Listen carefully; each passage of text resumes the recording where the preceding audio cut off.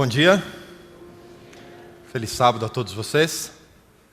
Estamos retomando a nossa série Canções da Vida. Sábado passado nós tivemos um sábado especial. O pastor Williams Costa Júnior esteve conosco. A propósito, falou sobre transformação, mudança, oportuna mensagem. Mas hoje retornamos aos nossos salmos. O título da mensagem de hoje, Canção de Confiança. E juntos vamos refletir no Salmo 127, as lições que Deus tem para nós a partir deste salmo. Abra sua Bíblia, nós vamos ler o salmo. É um salmo curto, 5 versos, mas a mensagem que Deus tem para nós hoje. Mais uma vez vamos pedir a presença e a direção de Deus ao abrirmos a sua palavra. Bom Deus, queremos ouvir o Senhor falando conosco hoje.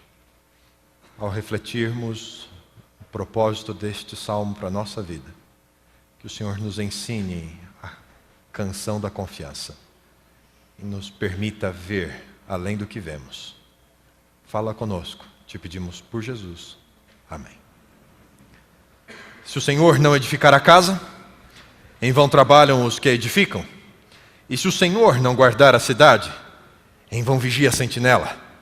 Inútil vos será levantar de madrugada, repousar tarde, comer o pão de dores, pois ele dá aos seus amados enquanto dormem. Os filhos são herança do Senhor, o fruto do ventre o seu galardão, e como flechas na mão do valente, assim são os filhos da mocidade. Bem-aventurado o homem que enche deles a sua aljava. Não serão envergonhados quando falarem com seus inimigos à porta. Muito bem, o Salmo 127 está inserido numa seção do livro de Salmos que nós já estudamos juntos. Quando eu reparti com vocês aquela reflexão sobre o Salmo 133, o Salmo faz parte desta seção do Salmo 127. Algumas versões da Bíblia trazem os cânticos de degraus, ou então de romagem, de peregrinação. Posso fazer a prova hoje? Por que se chamavam cânticos de peregrinação?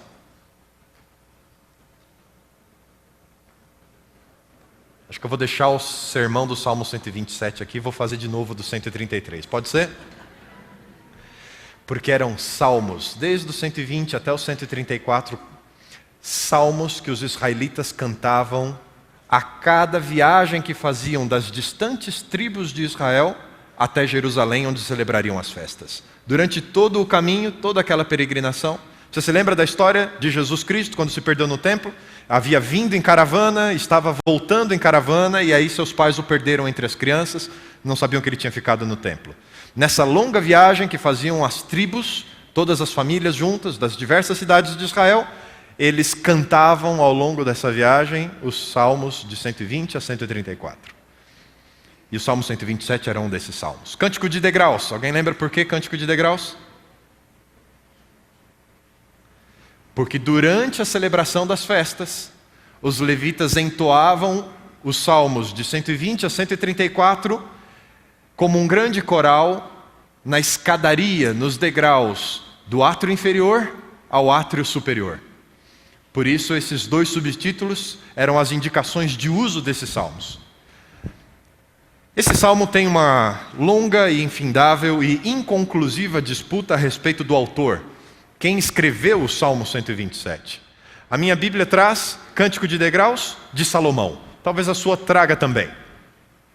E os especialistas em Antigo Testamento se dividem em alguns grupos. O primeiro deles diz, foi Salomão que escreveu. Se o Senhor não edificar a casa, é uma referência ao templo. Salomão foi o rei que construiu o templo, construiu a casa de Deus. Então, ele é o autor do Salmo. E a bem da verdade, quando Salomão pediu a Deus sabedoria, Deus disse, porque pediste sabedoria e não riqueza, eu vou te dar a sabedoria e vou dar também a riqueza. E Salomão foi tão rico, que é como que, enquanto ele dormisse, Deus lhe abençoava. Mas há um outro grupo que diz, não. Construir a casa e vigiar a cidade é uma situação dos tempos de pós-exílio babilônico. Sabe as histórias de Neemias, Zorobabel, Esdras? Nesse momento histórico, quando os israelitas estão voltando de Babilônia e encontram Jerusalém destruída, eles têm uma dura tarefa: reconstruir a cidade e reconstruir a proteção da cidade, o muro que já não existia. E se você lembra da história, o pedaço de muro que eles construíam de manhã, os inimigos destruíam à noite. Então eles construíam de manhã e se revezavam em turnos para vigiar a construção, para que o trabalho rendesse. Se não fosse a bênção do Senhor em ajudar a construir e a vigiar, era em vão o trabalho. Então alguns atribuem a esse período mais à frente sobre a autoria do Salmo. E há um grupo que diz que na verdade o autor é Davi. E ele escreve esse salmo pensando no seu filho, porque a Davi foi vedado pelo Senhor construir a casa. E por mais que ele quisesse, e Davi fez todos os preparativos, os materiais estavam todos lá, Deus disse: eu não vou abençoar a obra das suas mãos, você tem sangue nas suas mãos. É o trabalho do seu filho que eu vou abençoar. É ele quem vai construir uma casa dedicada a mim. Então, alguns dizem que Davi é o autor do Salmo, e ele escreve pensando no seu filho, que Deus prometeu edificaria a casa. Esse sim, teria a bênção do Senhor para construir. E na verdade, se você se lembra, Salomão tem um segundo nome na Bíblia. É um nome que pouco a gente usa. Gedidias. Lembrou? Lembra quando a gente tinha JA e fazia concurso bíblico? Boa pergunta para concurso bíblico. Segundo nome de Salomão, Gedidias. Que significa amado do Senhor. E o verso 2 diz que o Senhor dá aos seus amados enquanto dormem. A presença de Salomão é muito forte nesse salmo. Por isso que muitos indicam de Salomão. Mas a verdade, queridos, é que é inconclusivo. Aquilo que a gente tem de seguro desse texto é o seu tema. A verdade que esse salmo traz. E ela se exprime nas duas primeiras frases. Se o Senhor não edificar a casa ou não guardar a cidade. Aqui há uma condição, há uma escolha a ser feita, duas realidades que se contrapõem. E eu e você precisamos escolher uma das duas pela qual viver. Ao falarmos que este é o salmo que entoa a canção da confiança, descobrimos logo no primeiro verso qual é o segredo para confiar em Deus. Eu vou deixar com vocês alguns passos também ao longo dessa reflexão, mas a primeira grande verdade, e que já abre o salmo, é a grande lição que nós precisamos levar para a vida. Você quer viver uma vida de confiança em Deus? O segredo está no verso 1 do Salmo 127. Você precisa escolher uma das duas visões pelas quais viver. A primeira delas, você olha para a vida ao seu redor e diz: nada é milagre. Deus não interfere nos negócios humanos. Construímos com as nossas mãos, guardamos com a nossa força e edificamos aquilo que queremos. A segunda visão, que se contrapõe a essa, é a visão apresentada no Salmo. Tudo é um milagre. Deus interfere em absolutamente todos os aspectos da vida humana. Nada acontece que não esteja debaixo da influência do seu poder. E no final das contas, tudo é fruto da ação de Deus na nossa vida. Queridos, não existe meio termo. Da perspectiva bíblica, ou você confia completamente em Deus e Ele conduz a sua vida, ou você se assenta no lugar do motorista e dirige esse carro para onde você quiser. Não existe meio termo. E o problema da maior parte dos cristãos é tentar fazer uma composição entre ele e Deus. Um revezamento de motorista. Já viajou com revezamento de motorista? O problema é que quando você assume que você é um dos motoristas, enquanto o outro dirige, você está observando. Você freia junto, acelera junto e segura aqui em cima junto. A gente não descansa. Essa é a grande decisão que nós precisamos tomar. Qual é a lente pela qual nós enxergamos o mundo? É Deus quem abençoa tudo ou nós realizamos qualquer coisa que queiramos fazer. Aqui eu preciso abrir um parênteses com vocês. Não faz parte dos objetivos dessa mensagem, mas eu não podia passar o dia de hoje sem conversar um pouquinho com você a respeito desse assunto. A última eleição que tivemos no Brasil foi uma eleição atípica. Saímos do resultado das urnas no dia 26 de outubro, divididos como brasileiros. Não apenas o grupo que ganhou e o grupo que perdeu, mas o grupo que aceita e o grupo que não aceita o que acontece no Brasil. E por pelo menos duas questões. Toda a propaganda e exploração da mídia a respeito disso.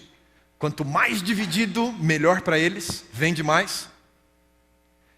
E o impacto direto das redes sociais nessa discussão. Um elemento que é novo, não estamos acostumados a ele ainda.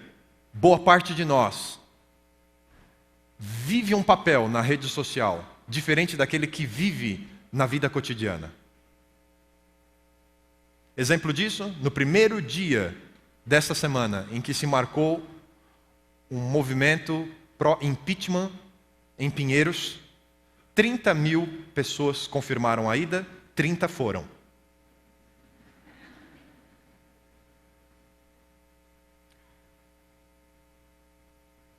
Não me assusta as pessoas que estão no nosso país e que se sentiram assim polarizadas, muito diferentes, da perspectiva que têm umas sobre as outras. E é normal para pessoas que vivem a vida e não enxergam que Deus conduz todas as coisas, o discurso de ódio, de separação, de acepção de pessoas. Não me assombra. Mas como pastor, me entristece quando adventistas do sétimo dia e cristãos em geral assumem a mesma postura de quem não enxerga que Deus está no controle de todas as coisas. A Bíblia é clara em dizer, décadas antes, que Nabucodonosor, chamado no livro de Isaías de meu servo, estabeleceria o império neobabilônico. Apesar de quem ele foi, homem de guerras e de violência. O mesmo livro de Isaías, séculos antes, chama aquele que libertaria o povo de Deus do exílio babilônico pelo seu nome, o general medo-persa Ciro, meu servo, a quem eu escolhi. Também homem de guerra, também homem de violência, mas que foi usado por Deus. Deus tem os seus mecanismos de conduzir a história. E ou enxergamos que tudo vem dessa ação de Deus, ou nada vem. Portanto, dia 26 de outubro, Deus agiu. A guerra não foi a guerra das espadas, foi a guerra das urnas e da mídia. Mas Deus está no controle da história. E assim como ele conduziu Nabucodonosor, pagão, nos seus erros, ele o conduziu até o lugar que ele quis, ajoelhado no capítulo 4, reconhecendo quem era Deus, porque Deus está no controle da história. Paulo, no livro de Romanos, é claro em dizer, orem por aqueles que Deus pôs em posição de autoridade. E o próprio rei Nabucodonosor, quando Daniel lhe revela o significado da estátua, se ajoelha no chão e diz, agora eu reconheço que o teu Deus, o Deus de Daniel, ao qual revela mistérios, é um Deus que põe reis e tira reis. Portanto, não permita-se ser influenciado pelo espírito de ódio, de violência, de discurso de acepção de pessoas. Porque nós servimos um Deus que está no controle da história. Ou nós enxergamos que Deus conduz todas as coisas, ou Ele não conduz nada. E você é livre para seguir os dois caminhos. Mas faça a melhor escolha. Fechando parênteses, voltando ao texto bíblico. O verso 1 diz, se o Senhor não edificar a casa, em vão trabalham os que a edificam.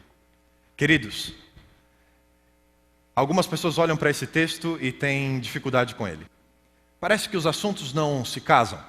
Depois, lá no verso 3, vai falar sobre filhos. E o que essa bênção de Deus, o que esse edificar da casa, o vigiar a cidade, tem a ver com filhos. Estudando melhor esse texto, eu percebi que Deus, na verdade, tem um tema só aqui. A expressão edificar uma casa é uma expressão comum na Bíblia, não apenas para a construção física do local de moradia, mas tem a ver com herança, com filhos, com sucessão. Frequentemente você vai encontrar na Bíblia expressões como a casa de Davi, a casa de Salomão. E isso é uma indicação aos seus herdeiros, aos filhos, ao prosseguimento de uma família estabelecida por Deus. Essa é a perspectiva da Bíblia. Tudo vem de Deus. A construção de uma casa física, o cuidado da cidade e os filhos que nós recebemos. Tudo vem de Deus. E quando a gente vai à história bíblica, a gente percebe isso também. Como Deus interfere nos detalhes da vida humana.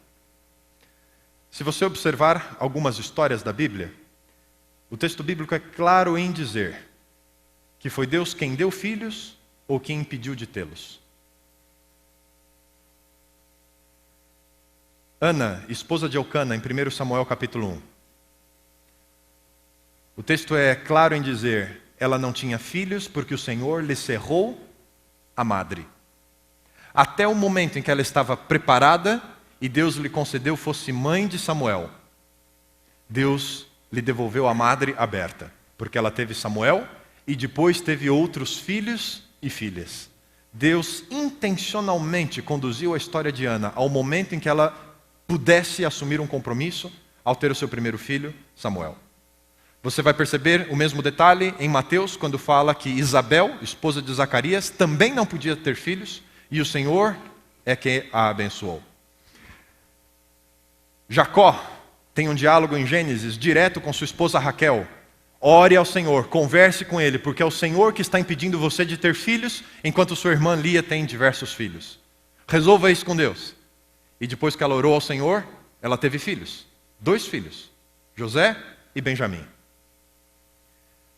O próprio Abraão, sua esposa Sara não tinha filhos, mas Deus diz, ela vai lhe dar um filho. Quando estamos diante desse assunto, a bênção de Deus, naquilo que aparentemente podemos fazer sozinhos, somos desafiados a perceber que é em vão, inútil, o trabalho da mão humana, sem a presença e a bênção da mão de Deus. É inútil o olhar humano sobre a vida, se não estiver acompanhado do olhar divino a respeito da vida.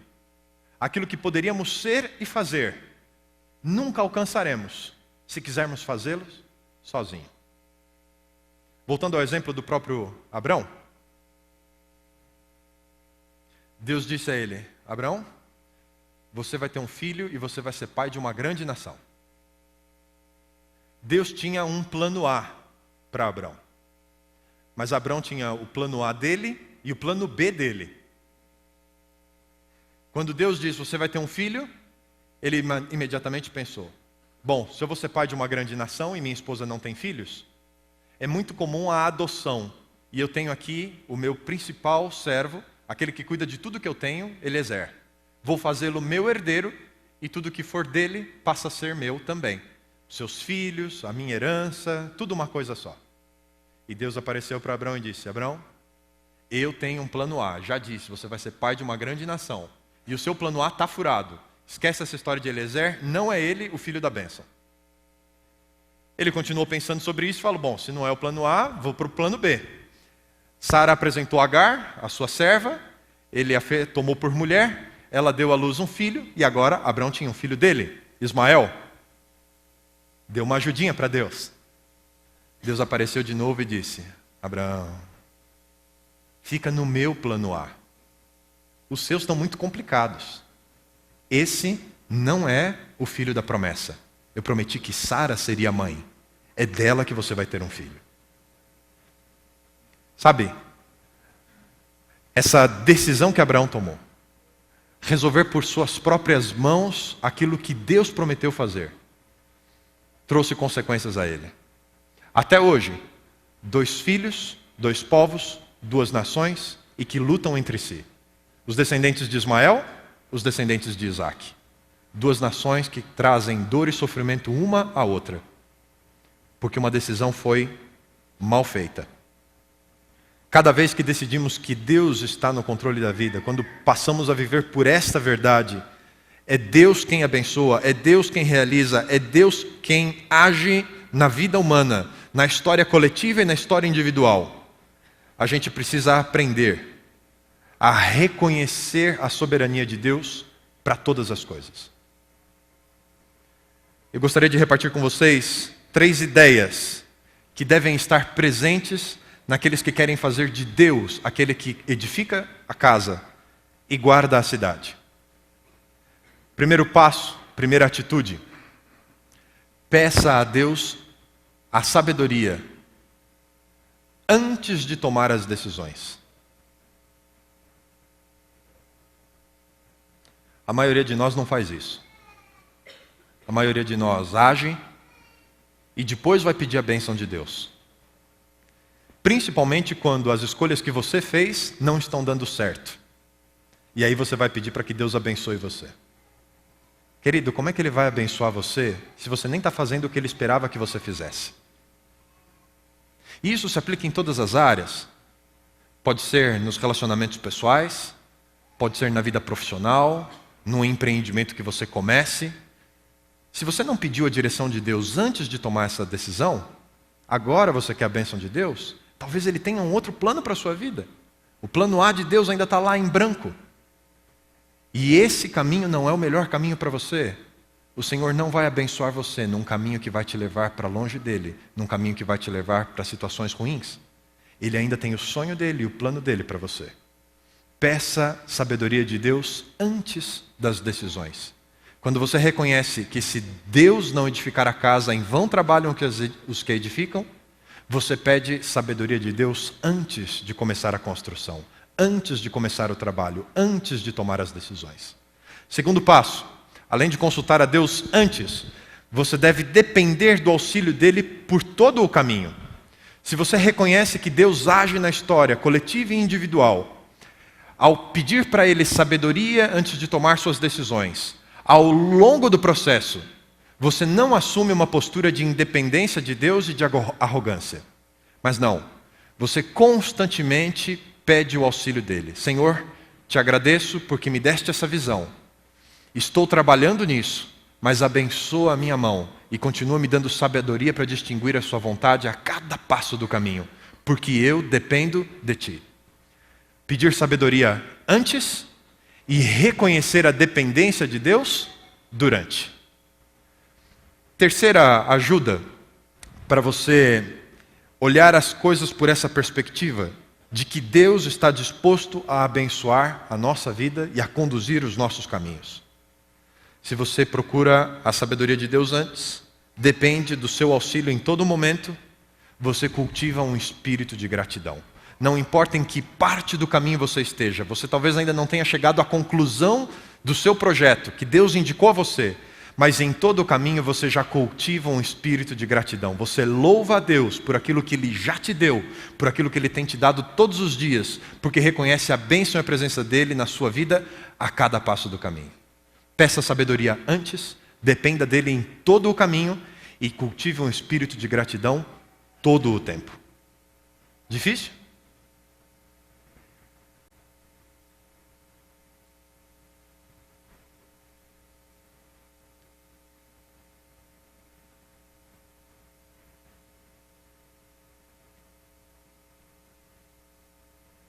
Não há outro caminho.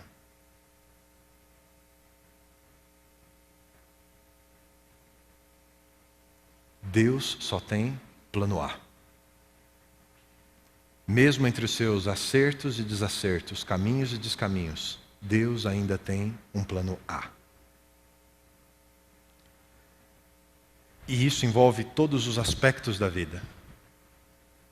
Porque a nossa visão é curta. A gente não alcança a complexidade dos planos de Deus. A gente vê as coisas em partes. E Deus vê a coisa toda. E se eu sei que Deus vê tudo, eu me sujeito à visão de Deus e não à minha visão. Eu me lembro quando cheguei para ser pastor em Porto Alegre. Era uma grande igreja e eu havia trabalhado como pastor 2 anos. E os meus antecessores me deixaram um presente. A igreja era uma igreja antiga, tinha quase 40 anos. E a igreja cresceu e o prédio já não atendia mais às necessidades da igreja. E não compensava uma reforma.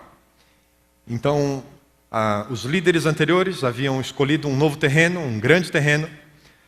Fizeram um bonito projeto de uma igreja de 3 pavimentos para quase 1.000 pessoas. E a nossa comunidade lá tinha 400 membros. Eles já estavam de olho no crescimento futuro da igreja. E assim que eu cheguei, os líderes me mostraram os planos, o projeto, tudo muito lindo, e eu falei, que bom. Gostei disso. Agora me dá a boa notícia. Como é que está a obra? Bom, pastor, o pastor anterior saiu e deixou o primeiro pavimento levantado. Está na primeira laje, tem mais 2. Eu falei, ótimo, né? Com toda a minha experiência de engenheiro, né? Ótimo. E quanto é que a gente tem no banco? Então, pastor, tem nada. Gastamos tudo que a gente tinha na fundação e para levantar até essa laje. Acabou, tem mais nada. Inclusive o pastor vendeu o carro dele e deu na construção, antes de ir embora. Acabou tudo. Eu, puxa, aí o meu carro não dá nem pro cheiro. Mas Deus havia dado esse sonho àquela igreja. Eles oraram antes de tomar essas decisões. E agora o caminho era buscar os meios e os recursos. E eu me lembro de perguntar a eles, vocês já pensaram na hipótese de vender o prédio atual para aplicar o dinheiro na construção? Eles, pastor, vamos precisar de ajuda aí também. Porque quando a gente comprou esse prédio, a gente não fez documento nenhum. Não tem nem escritura. 40 anos. E eu fui, consegui levantar a documentação, consegui resolver a questão da matrícula e da escritura, mas averbar a construção na escritura era impossível. O prédio não ia atender a legislação 40 anos depois. Tudo o que a gente tinha para vender agora não era um prédio, mas um terreno. Legalmente, só um terreno. E eu me lembro que eram 8 horas da manhã, num determinado dia, meu telefone tocou. Era o administrador da igreja adventista para aquela região. O que tinha acontecido naquela semana? A igreja ia comprar um outro terreno para construir uma igreja para uma outra comunidade. E quando eles encontraram o terreno e foram atrás do proprietário para lhe fazer uma oferta de compra daquele terreno para a construção de uma igreja, um senhor de mais ou menos 90 anos de idade disse o seguinte, olha, por toda a minha vida eu acumulei imóveis. É o meu estilo de investimento. Eu não costumo vender o que eu tenho. Para eu vender o que eu tenho a vocês, eu preciso ter um outro imóvel que substitua esse. É assim que eu invisto o meu dinheiro. O pessoal ficou assim, sem acreditar, e falou, mas o senhor já tem algum imóvel em vista? A gente pode comprar esse imóvel para o senhor e entra na negociação, né? Ele disse, olha, a bem da verdade, vocês são da igreja adventista, né? Pois é, semana passada eu estava passando ali naquele bairro, o bairro do Sarandi, e eu vi uma igreja de vocês à venda. Eu aceito aquela igreja como parte do pagamento. Imediatamente meu telefone tocou. Pastor, o senhor aceita vender a sua igreja do jeito que está? Explicou a situação e eu só pensando, que bom que é Deus, que tem todos os seus caminhos. Aquele senhor permitiu que nós ficássemos um pouco mais de 6 meses usando aquele prédio, sem pagar aluguel, até que o nosso prédio estivesse com condições de receber a igreja. Quando Deus edifica a casa, não é inútil o trabalho daqueles que estão construindo. Peça a Deus sabedoria antes. Dependa dele em todo o processo e cultive um espírito de gratidão, porque Deus age na experiência humana. E não é apenas nessas coisas. Para tudo podemos contar com Deus. Por exemplo, você quer edificar o seu caráter? Você quer ser uma melhor pessoa? Deus pode abençoar para que você alcance o propósito dele para a sua vida. Você quer construir planos de vida, de trabalho? Você tem sonhado com esquemas de felicidade, situações que tragam a você realização? Você quer mais, não apenas para essa vida, mas para a vida futura. Tudo isso só é possível em Deus. Olhe para a vida dos homens e mulheres da Bíblia. Pense em José, por exemplo. Deus deu a ele sonhos, mas quando ele permitiu que Deus conduzisse os rumos da sua vida, nos caminhos e descaminhos, Deus foi formando o caráter de José, foi dando a ele planos de trabalho. Você vai ter essa função, e foi governador de todo o Egito. Deus deu a ele uma visão de felicidade e de futuro. Quando fazemos de Deus aquele que abençoa a obra de nossas mãos, o nosso trabalho não é em vão. Duas coisas que eu preciso dizer para você, que eu tiro desse texto e que eu gostaria que levássemos como visão para a nossa vida. A primeira delas, esse verso propõe um tipo de parceria assim. Deus, quando recebe a nossa autorização de realizar os seus planos na nossa vida, Ele vai trabalhar com a gente. Não é uma situação de sentar e ver a vida passar. Não, Deus vai abençoar você enquanto você edifica a casa.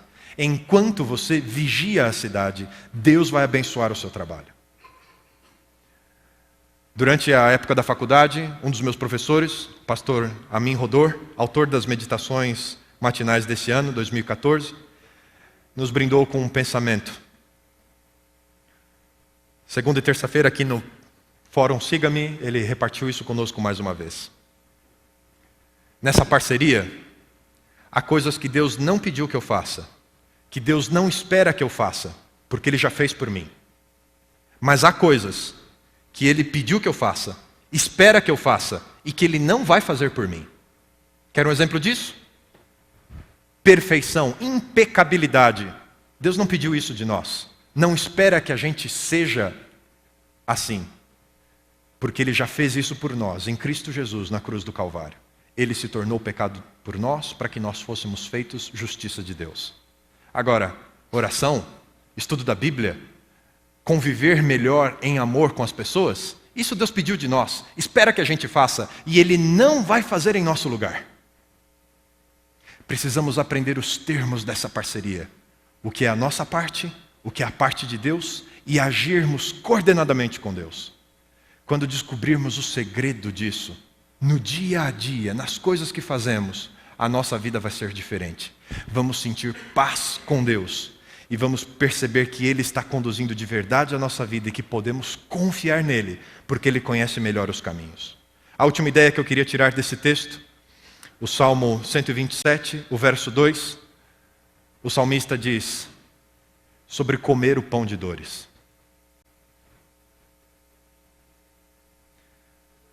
Seguir a Deus, pedir sabedoria da parte dEle, direção dEle, não exclui a possibilidade de passarmos por momentos difíceis na vida.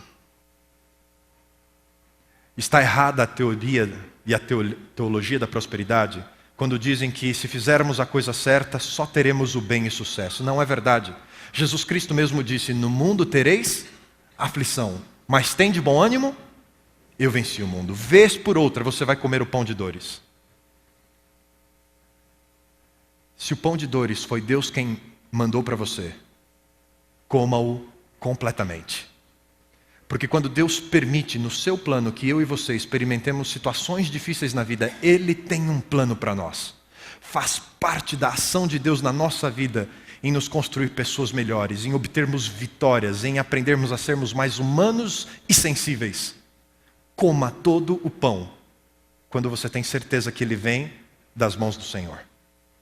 Mas talvez o pão de dores, em alguns momentos da nossa vida, tenhamos sido nós mesmos aqueles que preparamos, amassamos e fatiamos. Posso ser honesto com você? Não compensa comer esse pão inteiro. Não fique se martirizando. Você está colhendo consequências diretas das suas escolhas sem a consulta a Deus. Não seja herói. Não queira virar um mártir dizendo errei e paguei sozinho. Deus não pediu isso de você. Vá a Ele em oração. Confesse seus pecados. Abra o jogo com Deus e diz, Senhor, se tiveres um propósito para isso na minha vida, continua, eu aceito. Mas se o Senhor pode passar esse cálice de mim, por favor, porque eu errei. Deus sabe reconstruir a nossa vida. Às vezes as consequências são necessárias, mas às vezes Deus nos tira do mau caminho e nos leva para os seus caminhos. E finalmente, às vezes o pão de dores é o próprio diabo quem amassa. Peça a Deus todos os dias para que esse pão não entre na sua casa, porque é um pão de morte, um pão de miséria, de destruição. Peça a Deus para cuidar a sua porta, para conduzir os seus caminhos, para que em nenhum momento você experimente esse tipo de tristeza e de tragédia. Essa manhã, ao pensarmos sobre o salmo da confiança em Deus, eu queria dar a você a oportunidade de renovar isso com Ele. Temos cantado um hino cada sábado, vamos cantá-lo nesse momento, juntos mais uma vez. E é um hino de gratidão a Deus, porque Ele tem planos para mim e para você.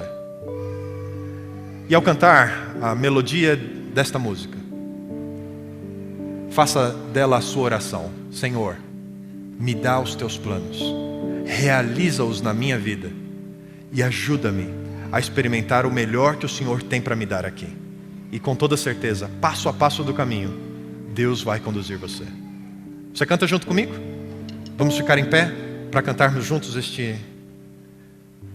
esta canção da vida?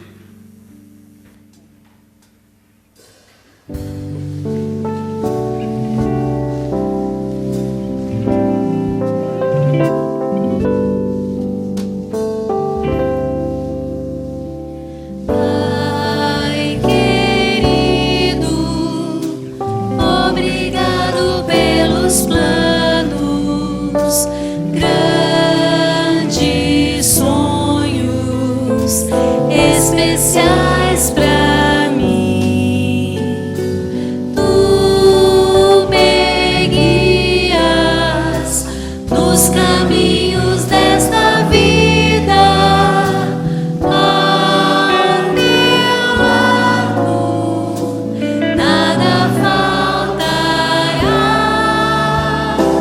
Eu te amo mais que tudo, quando forte, quando fraco, ao meu lado estás.